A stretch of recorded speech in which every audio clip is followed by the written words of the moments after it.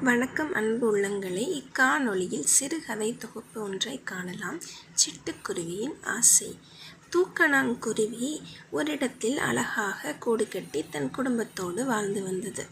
அப்போது அவை உணவு தேடி வெளியே சென்ற சமயம் சிட்டுக்குருவி ஒன்று அக்கூட்டின் அழகைக் கண்டு கூட்டிற்குள் நுழைந்தது மட்டுமில்லாமல் இந்த கூட்டை தனக்கு சொந்தமாக்க வேண்டும் என்று ஆசை கொண்டது. அச்சமயம் வெளியே சென்ற தூக்கணாங்குருவியில் ஒன்று கூட்டிற்குள் திரும்பி வந்தது.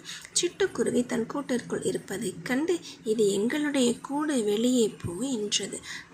சிட்டுக்குருவியோ, நான் போக மாட்டேன், இனிமேல் இது என்னுடைய கூடு என்று தூக்கணாங்குருவியிடம் விவாதம் செய்தது. வருத்தமாக வெளியே சென்ற தூக்கணாங்குருவி தன் குடும்பத்திடம் இதை தெரிவிக்க வேண்டும் என்று வேகமாக பறந்து தன் குடும்பத்திடம் போய், இப்படி நம்முடைய கூட்டிற்குள் சிட்டுக்குருவி ஒன்று இருந்து கொண்டு போக மாட்டேங்குது என்று தெரிவித்தது.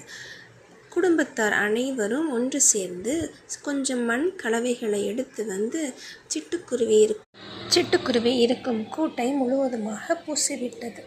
கூட்டிற்குள்ளேயே மூச்சு திணறி சிட்டுக்குருவி இறந்து விட்டது. கதையினுடைய நீதி என்னவென்றால், அடுத்தவரின் உடைமைக்கு என்றுமே ஆசைப்படக்கூடாது. ஆசைப்பட்டால் நிகழ்வது சிட்டுக்குருவின் நிலைதான். போன்று சிறு சிறு கதைகளை கேட்க விரும்பினால் என்னுடைய காணொளியை சப்ஸ்கிரைப் செய்யுங்கள்.